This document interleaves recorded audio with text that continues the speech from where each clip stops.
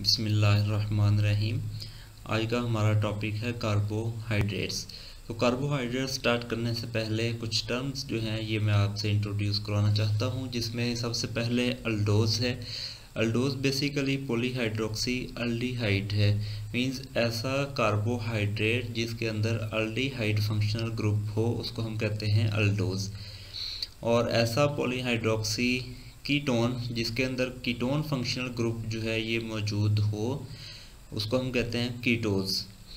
और 5 मेंबर्ड जो chain form है, जो रिंग फॉर्म है, उसको हम कहते हैं फ्यूरानोज। और 6 मेंबर्ड जो साइक्लिक फॉर्म है उसको हम कहते हैं पायरानोज। फिशर प्रोजेक्शन जो है स्ट्रेट चेन जो ए साइक्लिक फॉर्म है कार्बोहाइड्रेट्स की, जिसमें कुछ लाइंस जो हैं वर्टिकल और कुछ हॉरिजॉन्टल जो हैं ये शो करते हैं, उसको हम कहते हैं फिशर प्रोजेक्शन। और अगर साइक्लिक फॉर्म हो, क्लोज चेन फॉर्म हो, तो वो रिप्रेजेंटेशन जो है उसको हम कहते हैं हावर्थ प्रोजेक्शन। इस तरह चेयर कन्फर्मेशन जो मोस्ट स्टेबल कन्फर्मेशन होती है, रिजेंबल करती है चेयर के साथ, उसको हम चेयर कन्फर्मेशन कहते हैं। मोनोसेक्राइड क्या है कि सिंपलेस्ट शुगर यूनिट है कार्बोहाइड्रेट का, जिसको हम फर्दर जो है सिंपलीफाई नहीं कर सकते। एनोमेरिक कार्बन जो अल्डोज या कीटोज के अंदर जो फंक्शनल ग्रुप अल्डिहाइड या कीटोन वाला, ये जब हावर्थ प्रोजेक्शन में जाता है तो वही कार्बन जो है उसको हम कहते हैं एनोमेरिक कार्बन। इसके अलावा एक्सियल और इक्वेटोरियल पोजीशन है। तो इसमें अगर हम एक एक्सिस जो है उसको कंसीडर कर लें तो इसके पैरेलल जो बॉन्ड होंगे वो हमारे पास एक्सियल और बाकी जो हैं वो इक्वेटोरियल होंगे। जैसे अगर यहाँ पे मैं शो करूँ आपको तो ये बॉन्ड जो है ये हमारे पास एक्सियल, ये इक्वेटोरियल। तो 6 बॉन्ड जो हैं एक्सियल होंगे, 6 ही हमारे पास इक्वेटोरियल होंगे। तो यहाँ पे मैं अब शो करवाता हूँ स्ट्रक्चर से अल्डोज, कीटोज, फ्यूरानोज और पायरानोज। तो सबसे पहले हमारे पास ये जो है अल्डिहाइड फंक्शनल ग्रुप, तो इसको हम कहते हैं अल्डोज। और ये कीटोन फंक्शनल ग्रुप है, ये इसको हम कहेंगे कीटोज, कि अल्डिहाइड से रिजेंबल करता है। ये आर जो है हमारे पास ये फॉर्म है पूरे का पूरा, तो ये हमारे पास अल्डोज। और ये सिंपल जो स्ट्रेट चेन के अंदर ये शो किया गया, इसको हम कहते हैं फिशर प्रोजेक्शन। और ये जो साइक्लिक फॉर्म है, जो रिंग फॉर्म है, इसको हम कहते हैं हावर्थ प्रोजेक्शन। फ्यूरानोज ये 5 मेंबर्ड 1 2 3 4 एंड 5 मेंबर्ड कार्बोहाइड्रेट हो तो उसको हम कहते हैं फ्यूरानोज। और जो 6 मेंबर्ड है उसको हम पायरानोज। तो ये बेसिक टर्मिनोलॉजी हैं जो हमारे लेक्चर के दौरान यूज़ होंगी। तो कार्बोहाइड्रेट्स होते क्या हैं?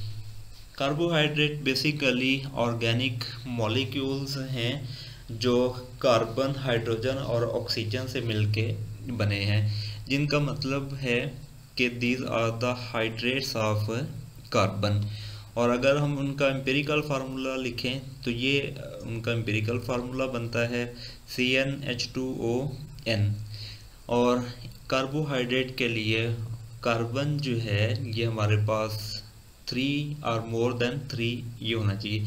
तो यहाँ से हम इसको डिफाइन कर सकते हैं कि कार्बोहाइड्रेट्स क्या हैं, कि these are the hydrates of carbon. लेकिन सारे जो ऑर्गेनिक कंपाउंड थे जो कार्बोहाइड्रेट हैं वो इस फार्मूला के ऊपर अप्लाई नहीं होते थे, और कुछ ऐसे कंपाउंड थे जो नेचर के अंदर कार्बोहाइड्रेट क्लास में नहीं आते लेकिन इस फार्मूला को वो जस्टिफाई करते थे, तो उनकी फिर एक्सेप्शन है। जिसमें सबसे पहले एस्टिक एसिड का फार्मूला लिखें तो ये अब सिंपलीफाई करें तो ये एग्जैक्टली हाइड्रेट्स ऑफ वाटर, इस फार्मूला को ये जस्टिफाई कर रहा है। इसी तरह एक लैक्टिक एसिड जो है ये इस फार्मूला को जस्टिफाई कर रहा है, लेकिन ये कार्बोहाइड्रेट क्लास के अंदर नहीं आते। इस फार्मूला के अकॉर्डिंग तो ये कार्बोहाइड्रेट होने चाहिए लेकिन ये कार्बोहाइड्रेट नहीं थे। देन इसके अलावा कुछ कंपाउंड ऐसे हैं जो रियल में कार्बोहाइड्रेट्स हैं लेकिन इस फार्मूला को वो जस्टिफाई नहीं करते। जैसे ये है, इसको हम मज़ीद सिंप्लीफाई नहीं कर सकते। डीऑक्सीराइबोज है, इसको भी हम सिंपलीफाई नहीं कर सकते। तो इसलिए देन अगेन इसको जो है डिफाइन किया गया कि कार्बोहाइड्रेट जो है ये बेसिकली पॉलीहाइड्रोक्सी अल्डिहाइड या कीटोन्स हैं, या ऐसे कंपाउंड जो पॉलीहाइड्रोक्सी अल्डिहाइड या कीटोन जो है ये प्रोवाइड करें जब उनकी हम हाइड्रोलिसिस करें, तो इन कंपाउंड को हम नाम देते हैं कार्बोहाइड्रेट्स का। कार्बोहाइड्रेट्स पॉलीहाइड्रोक्सी अल्डिहाइड और ketones are compound which produce them on hydrolysis are called carbohydrates. और जो टर्म शुगर है ये बेसिकली कार्बोहाइड्रेट के लिए हम यूज़ करते हैं जो स्वीट इन टेस्ट हों। अब ये डिफरेंट परसेंटेज है, कार्बोहाइड्रेट एनिमल में 1% और प्लांट के अंदर 30%, ये डिफरेंट कंपोजिशन लिखी हुई है कि जो जो कंपाउंड जो हैं ये प्रेजेंट हैं। फंक्शन क्या है कार्बोहाइड्रेट्स के? कार्बोहाइड्रेट जो है डाइटरी सोर्स के तौर पे यूज़ होता है, स्टोरेज जो है उसकी एज अ स्टोरेज यूज़ होता है ग्लाइकोजन की फॉर्म के अंदर। इसके अलावा बिल्डिंग ब्लॉक के अंदर जो है एसेंशियल बिल्डिंग ब्लॉक है मैक्रोमॉलिक्यूल, जिसमें आरएनए डीएनए जो उसमें राइबोस या डीऑक्सीराइबोस शुगर है वो। इसके अलावा ये स्ट्रक्चर के अंदर सेल मेम्ब्रेन के स्ट्रक्चर में पार्टिसिपेट करता है और मेटाबॉलिज्म के अंदर इसका रोल है। अब अगर हम इनकी क्लासिफिकेशन करें तो कार्बोहाइड्रेट को हम on the basis of carbon unit, on the basis of sugar unit, इसको हम 3 क्लासेस के अंदर क्लासिफाई कर सकते हैं।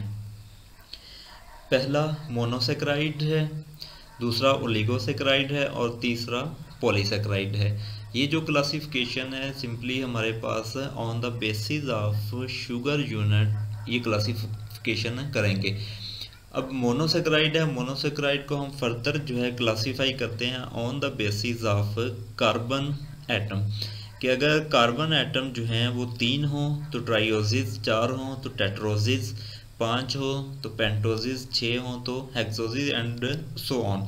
एक क्लासिफिकेशन हमारे पास ये होगी मोनोसेक्राइड की। दूसरी जो है on the basis of functional group, कि मोनोसेक्राइड के अंदर फंक्शनल ग्रुप जो है वो कौन सा है। अगर अल्डिहाइड फंक्शनल ग्रुप है तो उसको हम अल्डोसिस के अंदर करेंगे, और अगर जो है कीटोन फंक्शनल ग्रुप है तो कीटोसिस के अंदर। अल्डोसिस में ग्लिसरॉल्डिहाइड है, ग्लूकोज है, ये डिफरेंट एग्जांपल दी हुई हैं। कीटोस के अंदर फ्रुक्टोज है और राइबोलोज है। ये हमारे पास क्लासिफिकेशन होगी monosaccharide on the basis of carbon and on the basis of functional group. Oligosaccharide है, ओलिगोसेक्राइड के अंदर हम इसको करते हैं कि अगर शुगर यूनिट जो है 2 से लेके 10 तक हो तो उसको हम ओलिगोसेक्राइड के अंदर क्लासीफाई करते हैं। अगर शुगर यूनिट हमारे पास 2 हो तो डाइसेक्राइड, 3 हो तो ट्राइसेक्राइड। एग्जाम्पल जो है sucrose, maltose and lactose disaccharide हैं। पॉलीसेक्राइड जो है, पॉलीसेक्राइड को हम आगे 2 क्लासेस के अंदर क्लासिफाई करते हैं, होमोपॉलीसेक्राइड और हेट्रोपॉलीसेक्राइड। होमो के अंदर सारे यूनिट सेम एक जैसे होंगे, और अगर हेट्रोपॉलीसेक्राइड है तो जो मोनोमर यूनिट हैं वो डिफरेंट होंगे। ये एग्जांपल से मैं शो करवाता हूँ। जैसे ये ग्लाइकोजिन है तो इसमें ये ग्लूकोज, नेक्स्ट यूनिट भी ग्लूकोज, नेक्स्ट यूनिट भी ग्लूकोज। तो जितने भी ये सारे यूनिट हैं सारे सेम एक ही यूनिट हैं जो रिपीट हो रहे हैं, बार बार वही यूनिट जो है, एक ये, दूसरा ये, तीसरा, सो ऑन। इसमें कोई वेरिएशन नहीं स्ट्रक्चर के अंदर, तो इनको हम कहते हैं ये होमोपॉलीसेक्राइड हैं। हेट्रो के अंदर अगर देखें तो हमारे पास ये हेपारिन इसकी एग्जांपल है, इसमें ये यूनिट डिफरेंट है। यहाँ पे फंक्शनल ग्रुप देख लें, OSO3H, यहाँ पे NH है, यहाँ पे डिफरेंट फंक्शनल ग्रुप। तो एक जो है ये यूनिट है और दूसरा यूनिट हमारे पास ये है, तो इनको हम कहेंगे ये हेट्रोपॉलीसेक्राइड हैं। देन हमारे पास D और L आइसोमर, इनको हम कैसे आइडेंटिफाई कर सकते हैं? तो ये एब्सोल्यूट कन्फिगरेशन है। जो D और L है ये हमारे पास एब्सोल्यूट कन्फिगरेशन है।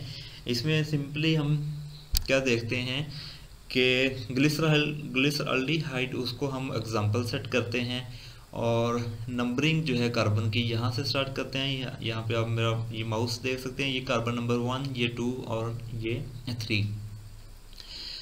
तो अब आपने यहाँ पे डी और एल को आइडेंटिफाई कैसे करेंगे कि ये कंपाउंड आपने यहाँ पे ले लिया हुआ है। इसको अब आप देखेंगे कि इसमें जो ए कायरल कार्बन है या ए सिमेट्रिक कार्बन जो है वो कौन सा है, और इस फंक्शनल ग्रुप से सबसे दूर जो ए कायरल कायरल कार्बन है या ए सिमेट्रिक कार्बन है उसके ऊपर OH जो है वो लेफ्ट साइड पे है या राइट पे। अगर OH जो है राइट साइड पे हो तो D फॉर्म होगी, और अगर जो है OH हमारे पास लेफ्ट साइड पे हो तो L। और ये जो है कैपिटल D और कैपिटल L है, इसको आपने कंफ्यूज नहीं करना स्मॉल d और स्मॉल l के साथ, जो रिप्रेजेंट करते हैं डेक्स्ट्रो रोटेटरी और लीवो रोटेटरी को। देन हमारे पास ऑप्टिकल एक्टिविटी। ऑप्टिकल एक्टिविटी क्या है? बेसिकली ये एसिमेट्रिक कार्बन की वजह से होती है कि जो एसिमेट्रिक कार्बन एटम हैं, तो अगर एसिमेट्रिक कार्बन एटम मौजूद है तो वो लाइट को लेफ्ट या राइट रोटेट करने की एबिलिटी रखता है। तो इसको हम स्मॉल d या प्लस साइन से डेक्स्ट्रो के लिए और लिवो के लिए स्मॉल l या माइनस साइन जो है इससे रिप्रेजेंट करते हैं। और अगर जो है सोल्यूशन हमारे पास रेसिमिक मिक्सचर हो तो वो ऑप्टिकल एक्टिविटी शो नहीं करेगा कि उसमें हाफ जो है D और हाफ L आइसोमर होंगे, तो वो ऑप्टिकल एक्टिविटी शो नहीं करेंगे। ऑप्टिकल एक्टिविटी वो कंपाउंड शो करेंगे जहाँ पे एसिमेट्रिक कार्बन जो है वो मौजूद हो। यहाँ पे अब हम ये D और L का फ़र्क आप लोगों को पता चल गया। नेक्स्ट है, यहाँ से आप देख लें, सपोज ये हमारे पास फंक्शनल ग्रुप है। यहाँ पे अगर हम देखें तो कार्बन नंबर 1, 2, 3, 4, 5 एंड 6। अब ये हमारे पास कायरल कार्बन नहीं है, डबल बॉन्ड आ गया तो ये कायरलिटी इसकी ख़त्म होगी। यहाँ पे 1H 2H 2H जैसे ग्रुप आ गए तो ये भी हमारे पास अब कायरल कार्बन नहीं रहा। एक कायरल कार्बन ये है, दूसरा ये, तीसरा ये और चौथा ये। तो सिंपली हम यहाँ से जो फंक्शनल ग्रुप है इससे सबसे दूर जो कायरल कार्बन है, इसको ये कार्बन जो ग्रीन नज़र आ रहा है, और इसको हम कहते हैं पेनल्टीमेट कार्बन। कि इस कार्बन के ऊपर हमने देखना होता है कि OH जो है ये लेफ़्ट साइड पे है या राइट साइड पे। राइट पे हो तो D ग्लूकोज, और अगर जो है लेफ़्ट साइड पे हो तो L ग्लूकोज। तो इसके अंदर 1, 2, 3 और 4 ये कायरल कार्बन हैं। इसमें ये ग्रुप डिफरेंट है, ये ग्रुप डिफरेंट है, और ऊपर वाला ये ग्रुप, और नीचे जो है ये पूरे का पूरा ग्रुप। इस तरह इस कार्बन को कंसीडर करेंगे तो ऊपर ये ग्रुप हमारे पास आ जाएगा, नीचे ये, एक साइड पे ये, और बॉटम पे हमारे पास है ये। तो इस तरीके से ये 4 डिफरेंट ग्रुप अटैच होते हैं यहाँ पे। देन है एपीमर। एपीमर क्या है?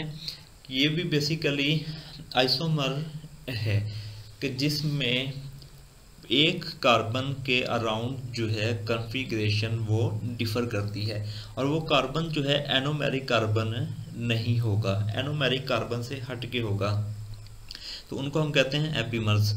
अब यहाँ पे अगर मैं आपको शो कराऊँ तो ये इस कार्बन पे, इस पे सेम कॉन्फ़िगरेशन है, यहाँ पे सेम कॉन्फ़िगरेशन है, यहाँ पे सेम है, OH लेफ़्ट पे है, यहाँ पे भी OH लेफ़्ट पे है, यहाँ पे OH लेफ़्ट पे है, यहाँ पे OH राइट साइड पे है।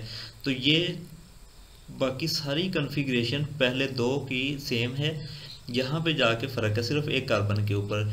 तो ऐसे जो कंपाउंड हैं सिर्फ एक कार्बन के अराउंड उनकी कॉन्फ़िगरेशन चेंज हो, उनको हम कहते हैं एपीमर्स। तो यहाँ पे अब अगर मैं शो करूँ आपको तो D गैलेक्टोज और D glucose are epimers at carbon 4। अगर D ग्लूकोज और D मैनोज की बात करें तो ये कार्बन नंबर 2 के ऊपर एक दूसरे के एपीमर है, बाकी सारी कॉन्फ़िगरेशन सेम है, कोई फ़र्क नहीं। अब हम इसको नहीं कह सकते कि D गलैक्टोज is the epimer of D mannose, नहीं, ये नहीं आएगा। कार्बन नंबर का सेम होना भी इसमें लाजमी है कि जैसे यहाँ पे कार्बन नंबर 4 है तो कार्बन नंबर 4 ही होना चाहिए, यहाँ पे कार्बन 2 है तो यहाँ पे कार्बन 2, ये आपके पास एपीमर। अब इनका सेपरेट करके दिखाया गया है कि ये कार्बन नंबर 4 कि ये एपीमर हैं C4, डी गलैक्टोज और डी ग्लूकोज। इस तरह डी ग्लूकोज और डी मैनोज जो है C2 एपीमर्स हैं कि सिर्फ कार्बन नंबर 2 के ऊपर जो है वो कॉन्फ़िगरेशन के अंदर वेरिएशन आ रहा है। तो एनोमेरिक कार्बन से हट के बाकी जो है वो कहीं पे चेंज पॉसिबल है, तो उनको हम कहेंगे एपीमर्स का एपीमराइजेशन। और इस प्रोसेस को कि डी गलैक्टोज जो है कन्वर्ट हो जाए डी ग्लूकोज के अंदर या डी ग्लूकोज कन्वर्ट हो जाए डी मैनोज के अंदर, तो ये जो इंटर कन्वर्जन है इसको हम कहते हैं एपीमराइजेशन। इनैंशियोमर्स, इनैंशियोमर्स बेसिकली स्टीरियो आइसोमर्स हैं जो एक दूसरे के मिरर इमेज हैं। इनैंशियोमर्स जो है स्टीरियो आइसोमर्स हैं, जैसे यहाँ पे सिंपली शो किया गया है एल ग्लूकोज और डी ग्लूकोज को। तो एल और डी का डिफरेंस मैं बता चुका हूँ आपको कि यहाँ पे इस कार्बन के ऊपर आप देखेंगे कि OH लेफ्ट है या राइट। तो एनेंशियोमर बेसिकली मिरर इमेज जो है, अगर हम इसको मैं सपोज मैं खुद को कंसिडर कर रहा हूँ कि मैं स्क्रीन की लेफ्ट साइड पे खड़ा हूँ, तो वहाँ पे अगर मैं ये देखूँगा तो ये वाले जो ग्रुप हैं ये मुझे करीब नज़र आएंगे, ये वाले ग्रुप जो है ये मुझे करीब नज़र आएंगे और ये वाले ग्रुप जो है ये मुझे दूर नज़र आएंगे। अब अगर सपोज आप मिरर के सामने खड़े हैं और अपना हाथ जो है मिरर की तरफ बढ़ाते हैं तो हाथ जो है, हाथ नेल जो है वो आपको दूर नज़र आएगा लेकिन मिरर में वो करीब नज़र आएगा। तो सेम वही प्रोसेस कि जब हम इसको देखेंगे तो ये हमें नज़दीक नज़र आएगा तो मिरर में ये दूर होता जाएगा, और जो चीज़ हमसे दूर होती है मिरर में वो उसका अपोजिट होके वो हमें करीब नज़र आती है। तो ऐसे कंपाउंड को हम कहते हैं मिरर इमेज या इनैंशियोमर्स का नाम दिया जाता है। अब अगर हम स्ट्रक्चर की बात करें, ग्लूकोज का जो स्ट्रक्चर है तो उसमें अगर हम रिएक्शन करवाएं अल्डिहाइड और अल्कोहल का तो उससे हमें हेमी एसीटल, अगर अल्डिहाइड ग्रुप है, और अगर कीटोन ग्रुप है तो उससे हमें हेमी कीटल मिलेगा। तो ये प्रॉपर्टी बेसिकली कार्बोहाइड्रेट के अंदर होती है कि इंट्रामोलिकुलर हेमी एसीटल या हेमी कीटल बनाने की एबिलिटी वहाँ पे मौजूद होती है। अगर आप देखें तो सिंपली सबसे पहले जो मॉलिक्यूलर फार्मूला था ग्लूकोज का वो ये था, ये जस्ट हमें इंफॉर्मेशन दे रहा है कि इसके अंदर 6 कार्बन 12 हाइड्रोजन और 6 ऑक्सीजन है, इसके अलावा कोई इन्फॉर्मेशन। तो बीइंग अ केमिस्ट हमारा जो गोल है वो मैक्सिमम इंफॉर्मेशन हमें उसके स्ट्रक्चर से प्रोवाइड हो जाए। देन फिटिंग एंड बेयर उसने स्ट्रक्चर बताया, तो यहाँ से जो इंफॉर्मेशन थी ये हमें मिली है कि इसके अंदर अल्डिहाइड ग्रुप मौजूद है और 5 हाइड्रोक्सल ग्रुप जो हैं इसमें मौजूद हैं, ये 4 हाइड्रोक्सल और 1 यहाँ पे हाइड्रोक्सल। देन जो है फिशर प्रोजेक्शन, वो उससे मज़ीद कि फिशर प्रोजेक्शन हमें क्या इन्फॉर्मेशन दे रहा है, अल्डिहाइड फंक्शनल ग्रुप है और पॉलीहाइड्रोक्सी ग्रुप जो हैं ये मौजूद हैं। इसके अलावा ये इन्फॉर्मेशन दे रहा है कि यहाँ पे एसिमेट्रिक कार्बन जो हैं या कायरल कार्बन जो है ये मौजूद है और इसके कितने पॉसिबल आइसोमर जो हैं ये बन सकते हैं, इसको हम 2⁻n जो है वहाँ से कैलकुलेट कर सकते हैं। n क्या होगा, नंबर ऑफ एसिमेट्रिक कार्बन, ये 1 2 3 एंड 4, तो 16 डिफरेंट स्टीरियो आइसोमर जो हैं इसके पॉसिबल हैं।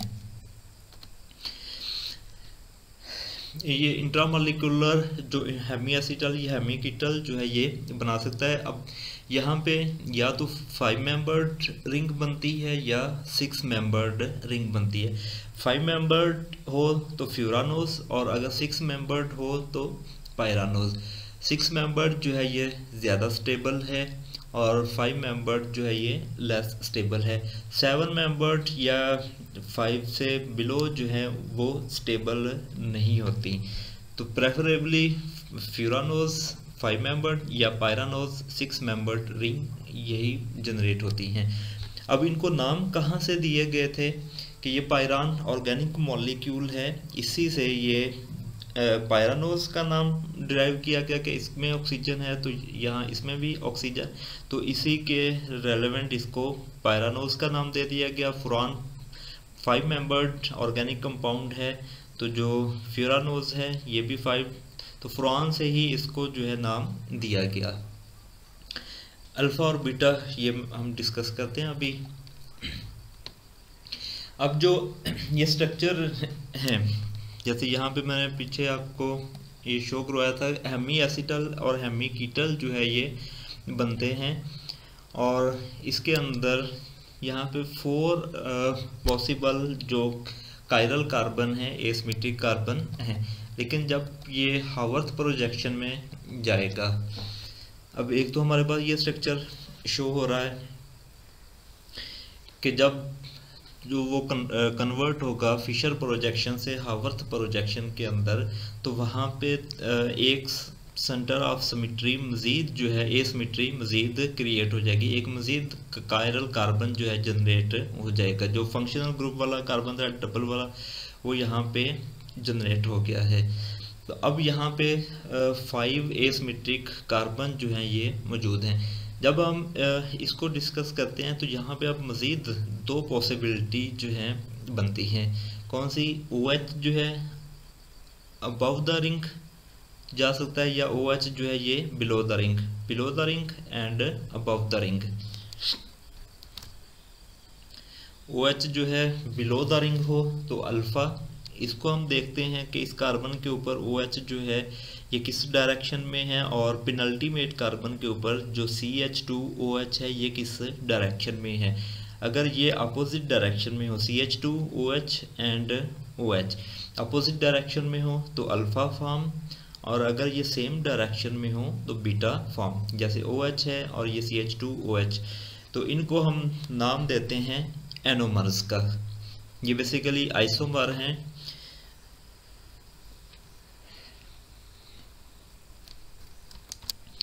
ये बेसिकली एनोमर्स हैं क्योंकि एनोमेरिक कार्बन, ये वाला जो कार्बन है ये हमारे पास कार्बन नंबर 1 ये एनोमेरिक कार्बन है। तो यहाँ पे कन्फिग्रेशन चेंज हो रही है, OH बिलो द रिंग और OH अबव द रिंग, तो इसको हम कहते हैं ये दे आर एनोमर्स। और ये जो कार्बन है ये कार्बन हमारे पास पेनल्टीमेट कार्बन। अब यहाँ पे हमारे पास ये टी ग्लूकोज है कि ये कैसे इंट्रामोलिकुलर हेमी एसिटल या हेमी कीटल बनाते हैं। तो यहाँ पे हेमी एसिटल का है कि ये जो हमारे पास कार्बन नंबर 1 है यहाँ से ये इंटरेक्ट करता है कार्बन नंबर 5 के साथ, तो ये बॉन्ड जो है इनके दरमियान इस तरह बॉन्ड जो है जनरेट हो जाता है और ये OH जो है यहाँ पे ये ऑक्सीजन है ये OH के अंदर कन्वर्ट हो जाता है। तो ये सेम वही उसी तरह का प्रोसेस बन रहा है। यहाँ पे अगर शो करूँ आपको तो H जो है और ऑक्सीजन के थ्रू और कार्बन के थ्रू और एक साइड पे ही, तो ये लिंकेज जो है हेमी एसिटल जनरेट हो रहा है। अब 2 पॉसिबिलिटी हैं कि OH जो है ये राइट साइड पे चला जाए या OH जो है ये लेफ्ट साइड पे चला जाए। तो ये सिंपल, अब जब ये फिशर प्रोजेक्शन है, फिशर से ये हावर्थ में जाएगा, तो ये जो कार्बन है रेड कार्बन ये बेसिकली हमारे पास है ये कार्बन है, ये फंक्शनल ग्रुप वाला कार्बन जो है ये फिशर प्रोजेक्शन से जब हावर्थ में जाता है तो इसी को हम कहते हैं एनोमेरिक कार्बन। तो इसको हम एग्जैक्ट शो करें तो ये हमारे पास आएगा। इसकी आइडेंटिफिकेशन क्या है कि एनोमेरिक कार्बन क्या होता है, ये एक साइड से ईथर लिंकेज के थ्रू अटैच होता है और एक साइड से हाइड्रोक्सल ग्रुप के थ्रू अटैच होता है। या हम इसको मज़ीद सिंप्लीफाई करें तो एक साइड से ऑक्सीजन और दूसरी साइड से भी ऑक्सीजन के 2 जो इसके बॉन्ड हैं वो डायरेक्टली ऑक्सीजन के साथ लिंक होते हैं। इसके अलावा कोई कार्बन ऐसा नहीं होगा कि जिसमें ये कार्बन जो है डायरेक्टली 2 ऑक्सीजन के साथ अटैच हो। तो अब ये यहाँ पे अब जब हम इसको कन्वर्ट करते हैं, ये फिशर प्रोजेक्शन है, फिशर से हम हावर्थ में जाएंगे, तो जो ग्रुप जो है हमारे पास राइट साइड पे हो हावर्थ प्रोजेक्शन में, वो बिलो द रिंग जाता है। जैसे OH है यहाँ पे राइट साइड पे है, तो हावर्थ प्रोजेक्शन में ये बिलो द रिंग जाएगा। नेक्स्ट कार्बन पे जाएं तो OH राइट साइड पे है, तो बिलो द रिंग चला जाएगा। नेक्स्ट पे जाएं तो H जो है राइट पे है, तो बिलो द रिंग चला गया। और नेक्स्ट इस पे जाएं तो OH राइट साइड पे है, तो below the ring. Fifth carbon पे एक्सेप्शन होती है, इसमें CH2OH ये आएगा। अब इसको अगर देखें, OH लेफ्ट साइड पे है तो above the ring, OH right side पे है तो बिलो द रिंग, H जो है राइट साइड पे है तो below the ring, OH right side पे है तो below the ring, carbon number 5। तो इस तरीके से ये सिंपल इनके कुछ अजम्पशन हैं कैसे हम फिशर से हावर्थ के अंदर जाएंगे, कि जो राइट साइड पे होगा फिशर में वो हावर्थ के अंदर बिलो द रिंग, और जो लेफ्ट साइड पे होगा हावर्थ प्रोजेक्शन में वो अबव द रिंग। तो ये अबव द रिंग है, इसको विद इन द रिंग आपने नहीं कहना। अब ये सिंपल कि डी ग्लूकोज स्ट्रक्चर है, फिशर प्रोजेक्शन है। फिशर में अगर राइट साइड पे है तो हावर्थ में डाउन, और जो कन्फिग्रेशन होगी उसकी वो अल्फा होगी, और चेयर कन्फर्मेशन में वो एक्सियल आएगा। जैसे यहाँ पे ये बॉन्ड बनता है यहाँ पे इसके दरमियान, तो OH जो है ये राइट साइड पे है तो below the ring, OH right side पे है तो बिलो द रिंग, ये जो पीछे अभी बता गया। जब हम यहाँ से इस कन्वर्ट करते हैं ये वाली फॉर्म के अंदर, तो अल्फ़ा जो है अल्फ़ा अपोजिट डायरेक्शन में है, तो उसको हम अल्फ़ा का नाम देते हैं। जब हम इस हावर्थ प्रोजेक्शन से जो चेयर कन्फर्मेशन जो है इसमें जाते हैं, देन क्या करते हैं कि ये हमारे पास जो बिलो द रिंग होता है, इसको पहले को हम एक को एक्सियल, नेक्स्ट पे एक्वेटोरियल, जैसे ये हमारे पास OH है तो ये हमारे पास एक्सियल बन जाएगा। नेक्स्ट पे जो OH है ये हमारे पास एक्वेटोरियल, नेक्स्ट एक्सियल एंड एक्वेटोरियल। तो वाइस वर्सा, एक एक्सियल एक एक्वेटोरियल, एक एक्सियल, जैसे ये हमारे पास एक्सियल था, नेक्स्ट ये हमारे पास एक्वेटोरियल हो जाएगा, ये एक्सियल ये एक्वेटोरियल। तो यहाँ पे इस तरीके से ये कन्फर्मेशन आएगी। अब रिंग फ्लिपिंग क्या है कि रिंग फ्लिप करता है और इसके रिजल्ट में जो एक्सियल बॉन्ड हैं वो एक्वेटोरियल में कन्वर्ट हो जाते हैं। कि जैसे ये हमारे पास एक्सियल था तो ये अब यहाँ पे एक्वेटोरियल के अंदर कन्वर्ट हो जाएगा। तो नीचे ये भी वही सेम इसी पैटर्न पे है। अब नेक्स्ट हम मूव करते हैं रिएक्शन ऑफ मोनोसेक्राइड। मोनोसेक्राइड के रिएक्शन कौन कौन से हैं? तो सबसे पहला जो रिएक्शन है वो टाटोमराइजेशन या इनोलाइजेशन। इसमें क्या होता है कि शिफ्टिंग होती है बेसिकली हाइड्रोजन एटम की एक कार्बन से दूसरे कार्बन के ऊपर, और इन डाइऑल जो है वहाँ पे जनरेट होता है। कैसे? जैसे ये सिंपल मैं ग्लूकोज का स्ट्रक्चर ले रहा हूँ, तो इसमें से ये हाइड्रोजन जो है ये शिफ्ट हो जाएगी यहाँ पे, और डबल बॉन्ड जो है कार्बन कार्बन के दरमियान आ जाएगा, तो ये जो है इन डाइऑल बनेगा। अब ये इन डाइऑल जो है कॉमन है, आप ग्लूकोज ले लें, मैनोज ले लें या फ्रुक्टोज ले लें, तो एक कार्बन से, जैसे ये कार्बन है, इसमें इससे हाइड्रोजन जो है दूसरे कार्बन के ऊपर शिफ्ट हो जाएगा। इस शिफ्टिंग को हम इन डाइऑल या टाटोमराइजेशन का नाम, इनोलाइजेशन टाटोमराइजेशन कहते हैं, और जो इंटरमीडिएट बनता है उसको हम इन डाइऑल का नाम देते हैं। और बेसिकली इन डाइऑल जो है ये रिएक्टिव स्पीशी होता है। अब रिड्यूसिंग प्रॉपर्टी के कार्बोहाइड्रेट जो हैं, जो मोनोसेक्राइड हैं, ये बेसिकली रिड्यूसिंग इन नेचर होते हैं कि ये खुद ऑक्सीडाइज हो जाते हैं, नेक्स्ट स्पीशी को ये रिड्यूस कर देते हैं। तो इसकी वजह से ये डिफरेंट रिएक्शन को रिस्पॉन्ड करते हैं, जैसे बेनेडिक्ट टेस्ट है, फेलिंग टेस्ट है, बारफोर्ड टेस्ट है। तो यहाँ पे सपोज जैसे ये एग्जांपल शो की गई है, कॉपर सल्फेट है, कॉपर यहाँ पे +2 ऑक्सीडेशन स्टेट में है, तो इसको हम जब रिड्यूसिंग शुगर्स के साथ इंटरेक्ट करवाते हैं तो क्या होता है कि क्यूप्रस ऑक्साइड जो है ये जनरेट हो जाता है। क्यूप्रस हाइड्रोक्साइड दरम्यान में बनेगा और देन क्यूप्रस ऑक्साइड, यहाँ पे +1 ऑक्सीडेशन स्टेट इसकी शो हो रही है। तो इनको हम कहते हैं कि रिड्यूसिंग और नॉन रिड्यूसिंग शुगर्स बेसिकली होती क्या हैं, इनको हम डिस्कस करते हैं। जैसे ये सिंपली हमारे पास है एक ट्री हेलोज है और एक हमारे पास सुक्रोज है। तो यहाँ पे हमने सबसे पहले आइडेंटिफाई करना होता है एनोमेरिक कार्बन को। एनोमेरिक कार्बन मैं बता के आया हूँ, जो हमारे पास फंक्शनल ग्रुप वाला कार्बन होता है हावर्थ प्रोजेक्शन में, वही हमारे पास एनोमेरिक कार्बन है। तो एनोमेरिक कार्बन के ऊपर हमने देखना है कि एनोमेरिक कार्बन के ऊपर OH फ्रीली अवेलेबल है या नहीं। अगर OH जो है किसी भी एनोमेरिक कार्बन के ऊपर फ्रीली अवेलेबल होगा तो वो reducing sugar, otherwise non reducing sugar. और इसकी आइडेंटिफिकेशन भी बता चुका हूँ कि डायरेक्टली एक साइड से ईथर लिंकेज और एक साइड से हाइड्रोक्सिल ग्रुप, या डायरेक्टली एक साइड से ऑक्सीजन और दूसरी साइड से भी ऑक्सीजन, बिकॉज ये जो नेक्स्ट हाइड्रोजन ये इस ऑक्सीजन के साथ अटैच है। तो अब अगर देखें इसका ये एनोमेरिक कार्बन है और इसका हमारे पास ये एनोमेरिक कार्बन है, ये दोनों इंटरेक्ट करेंगे और वाटर मॉलिक्यूल यहाँ से निकल जाएगा और ये दरमियान में इनके ग्लाइकोसिडिक बॉन्ड बन जाएगा। अब इसका एनोमेरिक भी इन्वॉल्व हो गया, इसका एनोमेरिक भी इन्वॉल्व हो गया। तो यहाँ पे ना इस एनोमेरिक कार्बन के ऊपर OH फ्रीली अवेलेबल है ना इसके ऊपर, तो इसको हम कहेंगे ये नॉन रिड्यूसिंग शुगर है। इस तरह ट्री हेलोज की बात कर लें तो यहाँ पे ये हमारे पास था ये कार्बन एनोमेरिक कार्बन है, यहाँ पे ये वाला कार्बन एनोमेरिक कार्बन है, तो ये भी बॉन्ड फॉर्मेशन में इन्वॉल्व है, ये वाला भी। तो ये हमारे पास नॉन रिड्यूसिंग ये। और अगर हम रिड्यूसिंग की बात करें तो यहाँ पे माल्टोज की एग्जांपल लेते हैं। माल्टोज में ये हमारे पास एनोमेरिक कार्बन है कि डायरेक्टली ऑक्सीजन के साथ और डायरेक्टली ये ऑक्सीजन के साथ।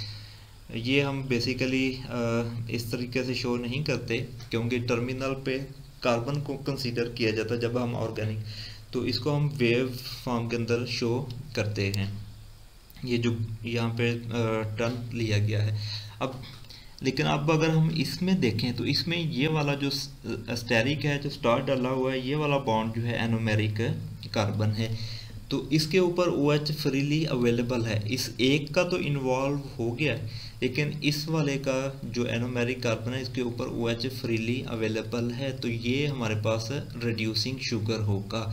इस तरह लैक्टोज की बात करें तो लैक्टोज में एक शुगर यूनिट का एनोमेरिक कार्बन का OH तो इन्वॉल्व है, लेकिन दूसरे का स्टिल फ्री अवेलेबल है, तो इसको हम कहेंगे ये भी रिड्यूसिंग है। तो नॉन रिड्यूसिंग लिंकेज कब होंगे?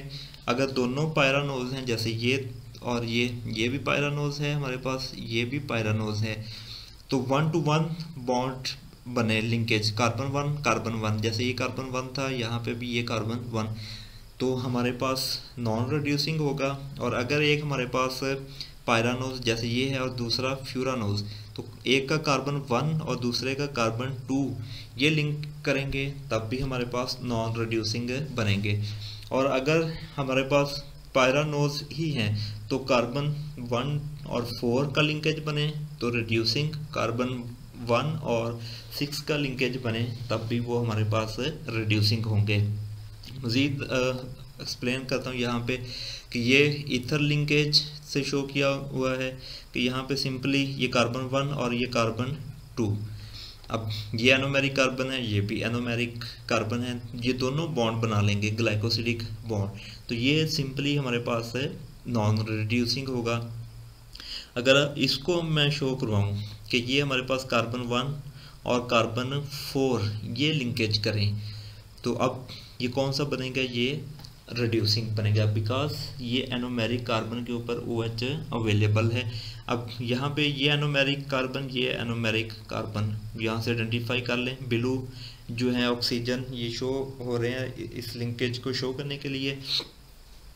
तो इनका अगर बॉन्ड बनेगा तो ये हमारे पास है नॉन रिड्यूसिंग होगा।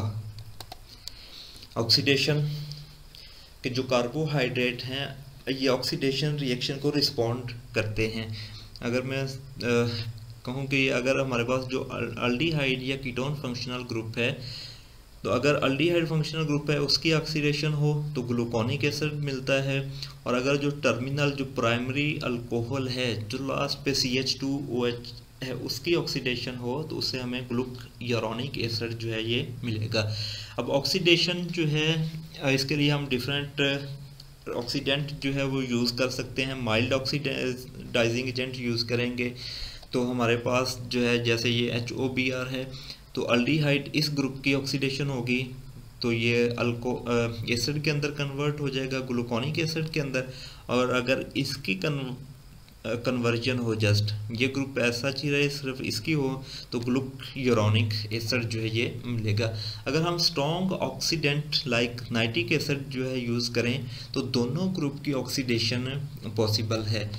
जैसे ये यहाँ पे हमारे पास अल्डिहाइड ग्रुप है, ये हमारे पास प्राइमरी अल्कोहल, इसकी ऑक्सीडेशन नाइट्रिक एसिड के साथ करें तो ग्लूकेरिक एसिड जो है ये बनेगा हमारे पास। इस तरह अगर हम फ्रुक्टोज कीटोन फंक्शनल ग्रुप ले लें, कीटोज ले लें कोई, तो उससे हमें 3 डिफरेंट कंपाउंड जो है मिलेंगे, trihydroxy glutaric acid, tartaric acid, glycolic acid. तो ये सिंपली अगर हम कीटोज शुगर फ्रुक्टोज जो है उसको ले रहे हैं तो उसकी ऑक्सीडेशन भी पॉसिबल है। रिडक्शन में क्या होगा कि एडिशन ऑफ हाइड्रोजन जो है ये हो जाएगी। अल्डिहाइड ग्रुप के ऊपर 2 हाइड्रोजन जो है ये मज़ीद ऐड होंगे और रिस्पेक्टिव अल्कोहल के अंदर कार्बोहाइड्रेट कन्वर्ट हो जाएंगे। जैसे डी ग्लूकोज है तो डी सॉर्बिटोल, डी ग्लैक्टोज से डी डल्सिटोल, डी मैनिटोल। फ्रुक्टोज लेंगे तो उससे मैनिटोल और सॉर्बिटोल। ये अब सोडियम अमलगम की प्रेजेंस के अंदर ये रिएक्शन होगा। सोडियम अमलगम क्या है? सोडियम और मरकरी जो है उसका अलॉय है। अलॉय 2 या 2 से ज़्यादा मेटल के कम्बिनेशन को नाम देते हैं। तो ये अब यहाँ पे इस ग्रुप की रिडक्शन हो जाएगी। यहाँ पे 1 हाइड्रोजन है, यहाँ पे 2 और 1 3, तो 2 हाइड्रोजन की एडिशन हो रही है सिंपली। तो ये रिस्पेक्टिव अल्कोहल के अंदर जो है सॉर्बिटोल के अंदर और मैनोज लेंगे तो मैनिटोल के अंदर इस ग्रुप की ऑक्सीडेशन रिडक्शन हो जाएगी, तो ये रिस्पेक्टिव अल्कोहल मिलेगी। और अगर हम फ्रुक्टोज ले रहे हैं तो उससे सॉर्बिटोल और मैनिटोल, ये वाला ग्रुप जो है ये, और साथ में इस यहाँ पे भी ये रिडक्शन होगी। Dehydration, dehydration removal of water है। अब इसमें 2 पॉसिबिलिटी आएंगी हमारे पास। कौन कौन सी? कि अगर हमारे पास हेक्सोसिस है, 6 कार्बन वाला कार्बोहाइड्रेट है, या पेंटोसिस है 5 कार्बन वाला कार्बोहाइड्रेट, अगर 6 वाला है तो उससे हमें उसकी डिहाइड्रेशन होगी तो उससे हमें 5 हाइड्रोक्सी मिथाइल फरफुरल मिलेगा। और अगर हमारे पास 5 कार्बन वाला कार्बोहाइड्रेट है, पेंटोसिस है, तो उससे हमें फरफुरल ये मिलेगा। और ये बड़ा फेमस रिएक्शन है जब हम आइडेंटिफाई करते हैं कार्बोहाइड्रेट को, तो Molisch test. Molisch test basically carbohydrate की आइडेंटिफिकेशन के लिए यूज़ होता है, लेकिन ये हम स्पेसिफिकली इसको नहीं कहते कि ये कार्बोहाइड्रेट के लिए, बिकॉज कार्बोहाइड्रेट की डिहाइड्रेशन होके हाइड्रोक्सी मिथाइल फरफुरल और फरफुरल जो है ये मिलते हैं, और ये वाले कंपाउंड आगे जाके अल्फा नेफ्थोल के साथ रिएक्ट करके पर्पल कलर का रिंग जनरेट करते हैं। तो अगर कार्बोहाइड्रेट से नेक्स्ट स्पीशी हाइड्रोक्सल मिथाइल फरफुरल या फरफुरल दे दी जाए तो वो भी इस टेस्ट को रिस्पॉन्ड करेंगे, उस केस में भी ये टेस्ट पॉजिटिव आएगा। तो इसलिए हम कहते हैं कि ये स्पेसिफिकली कार्बोहाइड्रेट के लिए नहीं है, उससे नेक्स्ट स्पीशी भी ये टेस्ट दे सकती हैं। तो सेम इनका रिएक्शन अब शो करता हूँ कि कैसे इनमें डिहाइड्रेशन होगी। कि ये यहाँ से ये बॉन्ड जो है इनके दरमियान लिंकेज हो जाएगा 2 और 5 पे, ऑक्सीजन इसके थ्रू लिंकेज होगा और डबल बॉन्ड जो है इनके दरमियान शिफ्ट हो जाएगा। तो इससे हमें 5 हाइड्रोक्सी मिथाइल फरफुरल जो है मिलेगा। ये आगे फर्दर जो है वो अल्फ़ा नेफ्थोल के साथ रिएक्ट करके पर्पल कलर का रिंग जनरेट करता है। अगर हम 5 membered ring sorry 5 membered carbohydrate ले रहे हैं जैसे राइबोस है, तो इसकी डिहाइड्रेशन होगी तो फरफुरल मिलेगा। ये एग्जैक्ट इनकी फॉर्म के डीजाइलोज या जी डीजाइलोज जो है पेंटोजिस लें तो फरफुरल, और अगर ग्लूकोज या फ्रुक्टोज अल्डिहाइड या कीटोन वाला लें तो 5 हाइड्रोक्सी मिथाइल फरफुरल ये हमें मिलेगा। ओसाजोन फॉर्मेशन के अगर हम कार्बोहाइड्रेट को phenyl hydrazine, acetic acid, sodium acetate इनकी प्रेजेंस में रिएक्शन करवाएं तो हमें ओसाजोन जो है यहाँ पे मिलता है। और ये भी करेक्टरिस्टिक है रिड्यूसिंग शुगर की। जो रिड्यूसिंग शुगर हैं वही ये रिएक्शन प्रोवाइड करेंगी। अगर हम ग्लूकोज ले रहे हैं तो उससे ग्लूकोसाजोन, अगर फ्रुक्टोज ले रहे हैं तो फ्रुक्टोसाजोन, मेनोज ले रहे हैं तो मेनोसाजोन। और इनके क्रिस्टल जो है नीडल शेप्ड क्रिस्टल होंगे। डाइसेक्राइड भी ये रिएक्शन देते हैं जो हमारे पास रिड्यूसिंग डाइसेक्राइड होंगे, बिकॉज जितने भी मोनोसेक्राइड हैं वो सारे के सारे रिड्यूसिंग इन नेचर होते हैं। डाइसेक्राइड में रिड्यूसिंग और नॉन रिड्यूसिंग का कॉन्सेप्ट आता है। तो ये सिंपल रिएक्शन है कि ग्लूकोज लें और उसके साथ फिनाइल हाइड्राजीन, तो ये हमारे पास बनेगा। और देन जो है एक और फिनाइल हाइड्राजीन यहाँ पे अटैच हो जाएगा। ये डिटेल रिएक्शन कि ग्लूकोज ले रहे हैं, यहाँ से वाटर मॉलिक्यूल निकलेगा तो ग्लूकोज हाइड्राजोन बनेगा। ग्लूकोज हाइड्राजोन जो है फिनाइल हाइड्राजीन के साथ रिएक्ट करके अल्डो हाइड्राजोन बनाएगा, साथ में एनिलीन और अमोनिया निकल जाएगा। और अल्डो हाइड्राजोन जो है ये फर्दर फिनाइल हाइड्राजीन के साथ रिएक्ट करके ओसाजोन, इससे आगे रिएक्शन नहीं चलता। इंटरनल हाइड्रोजन बॉन्डिंग की वजह से स्ट्रक्चर स्टेबल हो जाता है।